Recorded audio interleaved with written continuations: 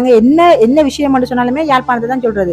தமிழர்கள் என்றோடனே யாழ்ப்பாணம், எங்களோட தலைமை வந்து யாழ்ப்பாணம் அப்படின்ற ஒரு கதையத்தானே நாங்க சொல்லி கொண்டிருக்கிறோம். இங்கில மக்களை எவ்வாறு கொலை செஞ்சாங்களோ அதே மாதிரி தமிழ் மக்களையும் காணாமலாக்கி இருக்கிறாங்க. அப்ப நீங்க உங்களோட உண்மையான ஒரு மனசுல இருந்து சொல்லுங்க, உங்களுக்கு என்ன உணர்வு ஏற்படுது? அங்க உண்மையாவே முழு சுதந்திரம் இருக்கா, இல்லாட்டி இதுதான் கதைக்கணும் அதுதான் கதைக்கணும் சொல்றாங்களா? என்ன நடக்குது? ஊழலற்ற ஒரு அரசாங்கத்தை கொண்டு போகணும், மற்ற இனவாதம் இல்லாத ஒரு அரசாங்கம். எங்களுக்கு தேவை எங்களை மக்கள் எல்லாருமே ஒற்றுமையா இருந்து ஒன்றாக சந்தோஷமா வாழணும் இந்த நாட்டுல. எங்களோட பரம்பரையே நாங்க எல்லாருமே தமிழரசு கட்சியாக்கள் தான். எங்களோட பரம்பரையே எங்களோட அம்மாவோட காலத்துல இருந்து அம்மா அப்படி.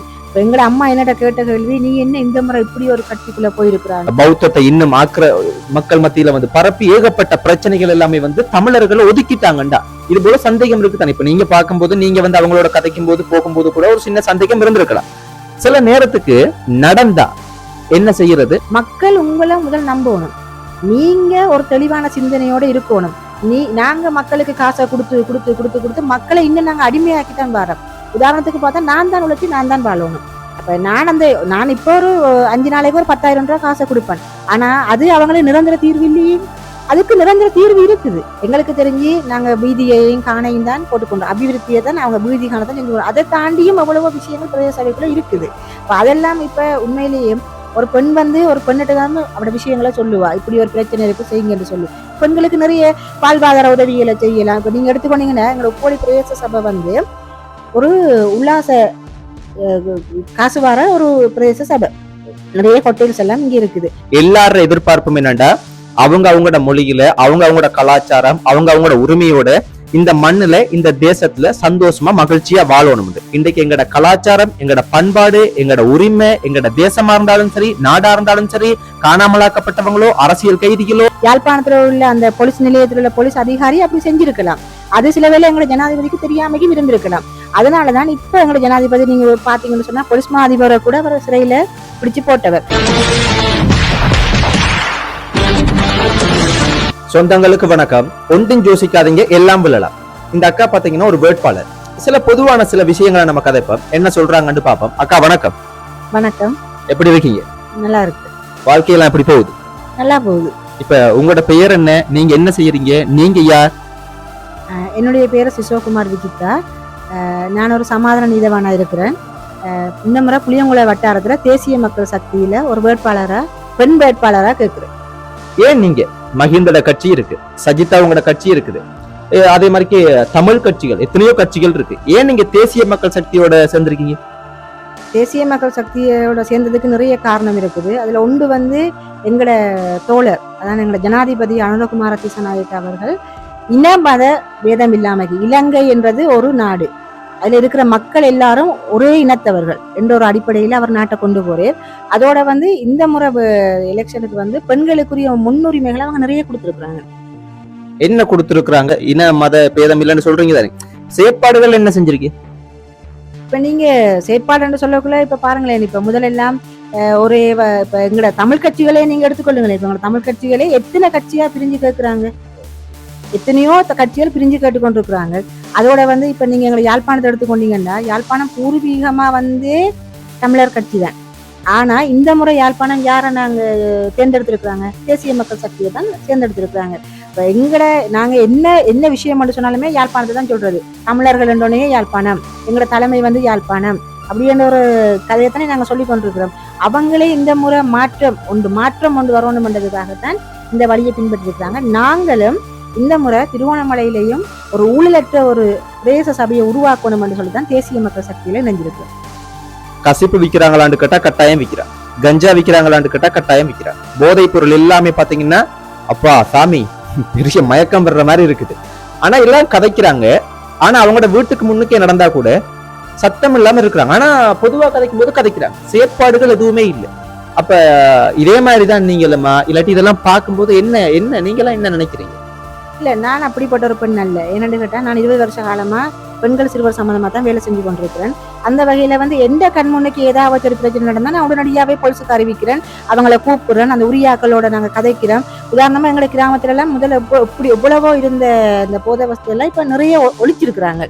மற்றது இப்போ சிறுவர்கள் வந்து பள்ளிக்கூடம் போகாம இருந்தவங்க எல்லாம் இப்ப பள்ளிக்கூடம் போறாங்க. நிறைய இது சம்பந்தமான விழிப்புணர்வுகளை நாங்க இன்னும் செஞ்சு கொண்டுதான் இருக்கிறோம். இப்ப தேசிய மக்கள் சக்தி ஆட்சியில இருக்கிறாங்க, அதிகாரத்துல இருக்கிறாங்க. இப்ப நேத்து ஒரு சம்பவம் மட்டும் பார்த்தேன். இப்ப நீங்க தேசிய மக்கள் சக்தியோட இணைஞ்சிருக்கிறதுனால கேட்கிறேன். நேத்து யாழ்ப்பாணத்துல ஒரு அண்ணா ஒருத்தரை பாத்தீங்கன்னா இழுத்து கொண்டு போறாங்க. அப்படின்னா ஒரு ஷர்ட் கூட போடல, வெறுமையிலோட ஒரு காவல்துறை பாத்தீங்கன்னா ஒரு கையில துப்பாக்கியை வச்சுக்கொண்டு சரம் வந்து அவுந்துருச்சு. அந்த சரத்தை இழுத்து கொண்டு போறேன். அப்ப எல்லாருக்குமே சட்டம் பொதுவானதுன்றாங்க. ஆனா மஹிந்த ராஜபக்ச அவங்களோட மகன் ஜோசித ராஜபக்ச அவங்களை கைது செய்யும் போது அவர் சிரிச்ச மாதிரிக்கு செல்ஃபி கொடுக்குறாரு.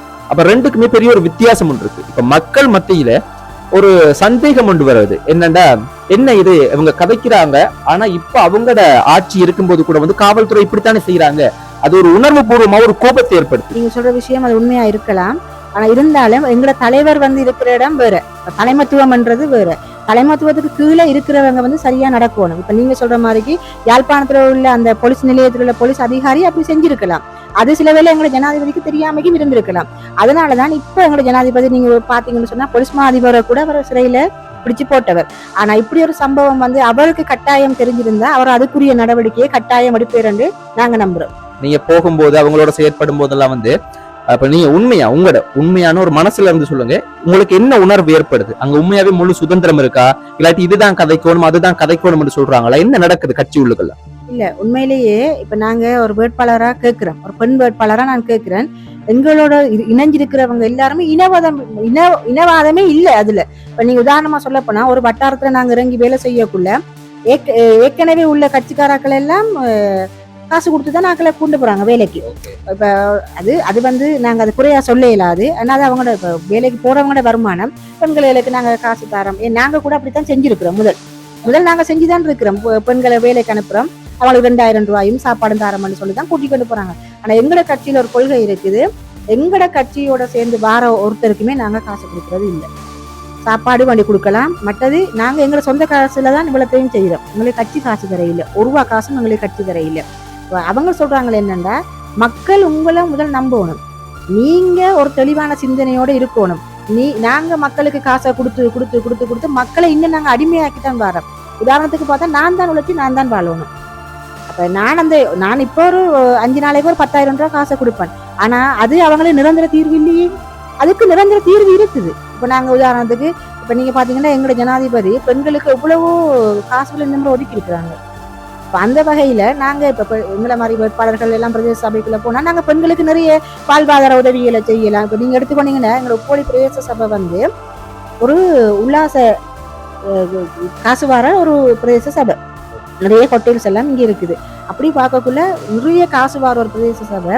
எங்களுக்கு தெரிஞ்சு நாங்க வீதியையும் காணையும் தான் போட்டுக்கொண்டோம், அபிவிருத்தியை தான் அவங்க வீதி காண தான் செஞ்சுக்கணும். அதை தாண்டியும் எவ்வளவோ விஷயங்கள் பிரதேச சபைக்குள்ள இருக்குது. இப்ப அதெல்லாம் இப்ப உண்மையிலேயே ஒரு பெண் வந்து ஒரு பெண்ணிட்ட தான் அவட விஷயங்களை சொல்லுவா, இப்படி ஒரு பிரச்சனை இருக்கு செய்யுங்கன்னு சொல்லி. எங்களாலேயே சின்ன சின்ன விஷயங்களை நாங்க பிரதேச சபை பெரிய அளவுல செய்யாட்டியும் சின்ன சின்ன விஷயங்களை செஞ்சாலும் அவங்கள ஒரு குடும்பத்துக்கு நாங்க ஒரு பெண்ணுக்கு செஞ்சா அந்த குடும்பத்துல சுத்தி இருக்கிறவங்க அந்த அதை பிரயோசனப்படுத்துவாங்க தானே. பெண்ணால முடியாததுன்னு ஒன்றும் இல்லை, விண்வெளிக்கே போயிட்டு வராங்க. ஆனாலும் சாதாரணமா குடும்பங்கள்லயே வந்து ஏன் உங்களுக்கு இந்த பிரச்சனை, அரசியல்லாம் ஏன் இந்த மாதிரி எல்லாம் சொல்லுவாங்க தானே. சொந்தங்கள் இல்லாட்டி குடும்பங்கள்ல கணவர் இதெல்லாம் எதுவும் உங்களுக்கு அப்படி ஏதாவது தடையா இல்லாட்டி ஒரு சவாலா வேண்டாம் அப்படின்லாம் ஒண்ணு சொல்றல? இது பெரிய ஒரு பிரச்சனை என்னன்னு கேட்டா, எங்களோட பரம்பரையே நாங்க எல்லாருமே தமிழரசு கட்சியாக்கள் தான். எங்களோட பரம்பரையே எங்களோட அம்மாவோட காலத்துல இருந்து அம்மா அப்படி. எங்களோட அம்மா என்னட்ட கேட்ட கேள்வி, நீ என்ன இந்த முறை இப்படி ஒரு கட்சிக்குள்ள போயிருக்கிறாங்க. நான் அம்மா இது இந்த கட்சி தானம்மா இனி நிரந்தரமா இருக்க போறது, இதை விட ஒரு நல்ல ஜனாதிபதியை நாங்க இருக்க போறது இல்லை இந்த நாட்டுல. இப்படியோ இதை விட ஒரு ஜனாதிபதி வந்து இனி என்ன வேற யாரை நீங்க எதிர்பார்க்குறீங்கன்னு நான் கேட்டேன். இந்த ஜனாதிபதியை விட வேற எங்களோட தமிழாக்கள், நாங்களும் தமிழரசு கட்சி தான். நான் இல்லை போன இது கூட நாங்க தமிழரசு கட்சிக்கு தான் வேலை செஞ்சினாங்க உண்மையிலேயே. இப்ப நான் கேட்டேன், அவங்க வந்து எங்களை கேட்கிறாங்க ஒரு ஊழலற்ற அரசாங்கத்தை நாங்க உருவாக்கணும்னு சொல்லி. உங்களோட மகள் வந்து இதுல ஒரு ஊழலற்ற அரசாங்கத்துக்குள்ள ஒரு நல்ல ஒரு கட்சிக்குள்ள போறான்னு நீங்க பெருமைப்படுங்க. இது வந்து தமிழரோ சிங்களவரோ அப்படி என்று இல்லை, ஊழலற்ற ஒரு அரசாங்கத்தை கொண்டு போகணும், மற்ற இனவாதம் இல்லாத ஒரு அரசாங்கம். எங்களுக்கு தேவை எங்களை மக்கள் எல்லாருமே ஒற்றுமையா இருந்து ஒன்றாக சந்தோஷமா வாழணும் இந்த நாட்டுல. உண்மையா கேட்கும் போது ரொம்ப சந்தோஷமா இருக்கு.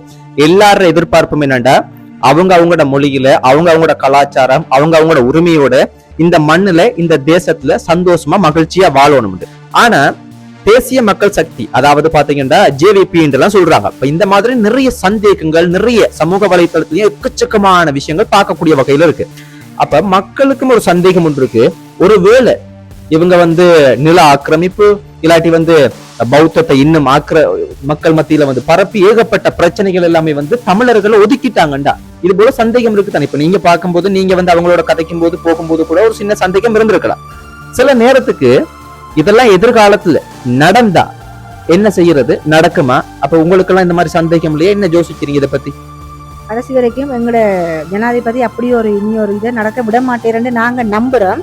இரண்டு கேட்டா நீங்க பாருங்க, எங்களோட யாழ்ப்பாணத்துல எத்தனையோ ஏக்கர் காணிகள் தமிழாக்கிற காணிகளையே எத்தனையோ எங்களோட தமிழ் மினிஸ்டர் மாதிரி இருந்தவங்க கூட அதை கணக்கெடுக்கல. அவங்க இந்த சின்ன செஞ்சிருக்கலாம். எங்களோட மக்களோட காணின்னு இவங்க முதல் இருந்த அரசாங்கத்திலாம் போராடி அதை பெற்றுக் கொடுத்துருக்கலாம். ஆனா இந்த முறை எங்களோட எம்பிமார் கேட்காமையே எங்களோட ஜனாதிபதி அவங்களுக்கு அவங்களோட காணியை அவங்களோட கையிலேயே கொடுத்துருக்கிறேன். காணி கொடுத்ததுக்காக மட்டும் நான் சொல்ல இல்லை, நிறைய விஷயங்கள் இப்ப இப்படித்தானே. இப்ப இந்த அரசாங்கம் ஒரு கிட்டத்தட்ட இப்ப 7-8 மாசம் தான் ஆகுது. அந்த 7-8 மாசத்திலேயே எவ்வளவோ மாற்றங்கள் வந்திருக்குது. இன்னும் 5 வருஷ காலத்துக்குள்ள எவ்வளவோ ஒரு மாற்றங்கள் வரும் என்று நாங்க நம்புறோம். ஈஸ்டர் குண்டு தாக்குதலினுடைய முக்கியமான நாள் நாங்க அதே ஈஸ்டர் அதாவது இப்ப 21ஆம் தேதின்னு நினைக்கிறேன், 20ஆம் தேதி நாங்க கட்டாயம் மக்களுக்கு முன்னுக்கு நிறுத்துவோம் இருக்காங்க. ஆனா சில விஷயங்களை செஞ்சிருக்காங்க, பார்க்கக்குள்ள ஏதோ ஒன்று செய்யறாங்க, முயற்சி செய்யறாங்க. ஆனா உண்மையா இதெல்லாம் நடக்குமா? இதனுடைய குற்றவாளி எல்லாம் மக்களுக்கு முன்னுக்கு நிறுத்துவாங்களா? இதெல்லாம் நடக்கக்கூடிய ஒரு விஷயமா? அந்த அளவுக்கு ஒரு விஷயமெல்லாம் இருக்கு. இதெல்லாம் கேட்கும்போது சில நேரத்துல ஒரு உணர்வு பூர்வமா நடந்தா நல்ல மட்டும் தோணுது, ஆனா நடக்குமா அப்படின்னு யோசிக்கிறது தோணுது. கட்டாயம் நடக்கும். நீங்க இருந்து பாருங்க, 2 கட்ட இந்த 8 மாசத்துக்குள்ளேயே எவ்வளவோ ஊழல் செஞ்சவங்களை அவங்க பிடிச்சி ஜெயில, அவங்க எந்த பெரிய ஆளா இருந்தாலும் அவங்க உடனே பிடிச்சி ஜெயில போடுறாங்க, அதுக்குரிய தண்டனையை கொடுக்குறாங்க. அதே மாதிரி ஈஸ்டர் தாக்குதலில் செத்ததும் எங்களோட சகோதரங்கள் தான். கட்டாயம் எங்களோட ஜனாதிபதி இதுக்குரிய முடிவை காட்டுவேர். நீங்க பொறுத்திருந்து பாருங்க, இதுக்குரிய தீர்வு கிடைக்கும்.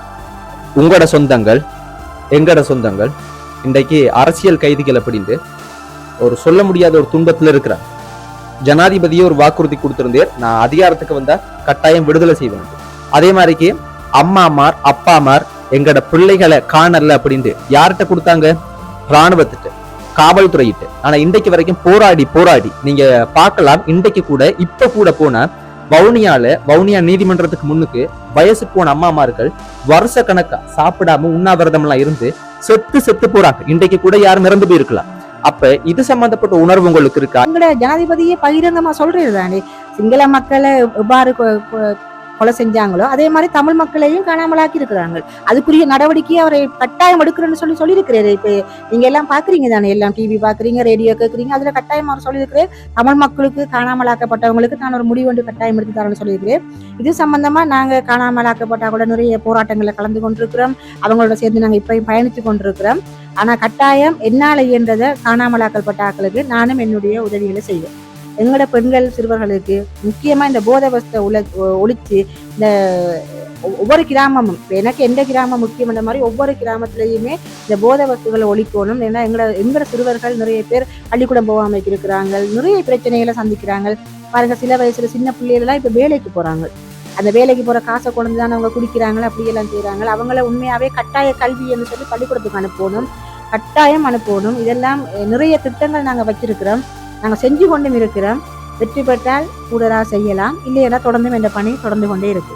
நம்ம நிறைய பேரை சந்திச்சுனாங்க, நிறைய பேர் வேட்பாளரா இருக்கிறாங்க, ஆனா கதைக்கிறதுக்கு தயக்கப்படுறாங்க. அதாவது ஒரு சமூகத்துல ஒரு அரசியல் அப்படின்றது இன்றைக்கு நல்லவங்க அந்த அரசியலுக்கு வராத காரணத்தினாலதான் இன்றைக்கு ஒரு தவறானவங்களோட கையில, அது சின்ன ஒரு உள்ளூராட்சி தேர்தலா இருந்தாலும் சரி, பாராளுமன்ற தேர்தலா இருந்தாலும் சரி, ஜனாதிபதி தேர்தலா இருந்தாலும் சரி, எதுவாக இருந்தாலும் அந்த நல்லவங்க எங்களுக்கு என்னத்துக்கு பிரச்சனை, அது ஒரு சாக்கடை, இப்படி எல்லாம் ஒதுங்கி போறனால இன்றைக்கு எங்கட கலாச்சாரம், எங்கட பண்பாடு, எங்கட உரிமை, எங்கட தேசமா இருந்தாலும் சரி, நாடா இருந்தாலும் சரி, காணாமலாக்கப்பட்டவங்களோ அரசியல் கைதிகளோ இனவாதமோ எதுவாகவும் இருக்கட்டும், நல்லவங்க வராதனால ஒரு கெட்ட அக்கல்ற கையில கிடைச்சனால இன்றைக்கு பாத்தீங்கன்னா எப்படி எங்கட நாடு என்ன மாதிரியான ஒரு மோசமான சூழ்நிலையில் இருக்கு அப்படின்றது உங்க எல்லாருக்குமே தெரியும். இந்த காணொலியை பாக்குற நீங்க யார் நல்லவங்களோ, உங்களுக்கு உங்களோட மனசாட்சியின் படி எது சரி என்று படுதோ அதை செய்யுங்க. இந்த வாக்கு அப்படின்றது, இந்த ஓட் அப்படின்றது மிக மிக பவர்ஃபுல்லானது. நீங்க யோசிக்க கூடாது ஒவ்வொருத்தரினுடைய ஒரு வாக்கு, இந்த சின்ன வாக்கு என்ன மாற்றத்தை ஏற்படுத்த போகுது, நான் ஒருத்தர் போடுறதுனால என்ன மாற்றத்தை ஏற்படுத்த போகுது அப்படின்னு. அதனால நீங்க சிந்திங்க, உங்களுக்கு எது சரி அப்படின்னு படுதோ அதை செய்யுங்க. ஒரு சின்ன வேண்டுகோள், பெண்கள் இந்த இலங்கையை பொறுத்தவரை 54% பெண்கள். ஒரு பெண்கள் அவ்வளவு பேர் நினைச்சாலே ஒரு ஜனாதிபதியை கொண்டு வரலாம். ஆண்களை விட பெண்கள் தான் இந்த நாட்டுல கூட இருக்கிறாங்க. ஒரு வீட்டுக்கு ஒரு பெண்கள் வாக்கு போட்டாலே பிரேத சபைகளுக்கு அவங்க கேட்கிற வட்டாரத்தில் உள்ள பெண்கள் சும்மாவே போகலாம். ஆனா பெண்கள் அதை உணருங்க. நீங்க கட்டாயம் நீங்க உணர்ந்து உங்களோட வாக்குகளை நான் எனக்கு போட சொல்லல, உங்களோட வட்டாரத்துல உள்ள கேட்கிற ஒரு பெண்ணுக்கு அந்த பெண் சரியான்னு சொன்னா அவக்கு அந்த வாக்கை நீங்க கட்டாயம் அளிக்கணும் என்று கேட்டா, இது உங்களுக்கு நல்ல ஒரு சந்தர்ப்பம் ஒன்று வந்திருக்குது. இதை உங்களோட பிரதேச சபைக்கு நிறைய பெண்கள் அனுப்புங்க. பெண்கள் நிறைய கதைப்பாங்க. ஏன்னா அவங்களோட பிரச்சனைகளை பெண்கள் எழுந்து கதைக்கு தைரியமான பெண்களும் இருக்கிறாங்க. நீங்க உங்களோட வட்டாரத்துல உங்களுக்கு சரியான ஒரு பெண்ணை தேர்ந்தெடுத்து அவக்கு அந்த ஓட்டை நீங்க போடுங்க. கட்டாயம் போடாம இருக்காதீங்க. ஒரு வீட்டுல பெண்ணுக்கண்டு ஒரு ஓட்டை கட்டாயம் நீங்க போடணும். பெண்கள் போட்டோன்னு சொன்னாலே பெண் பிரதிநிதிகள் இந்த முறை பிரதேச சபையில நிறைய வரலாம். இந்த பெண்கள் இதை நான் உங்கள்கிட்ட பணிவா கேட்டுக்கொள்றேன். உங்களோட ஓட்டுகளை கடைசியா பெண்களுக்கு போடுங்க. ஒவ்வொரு பெண்ணும் கஷ்டப்பட்டு தான் இந்த இடத்துக்கு வந்திருக்கிறா. நன்றியா. நன்றி.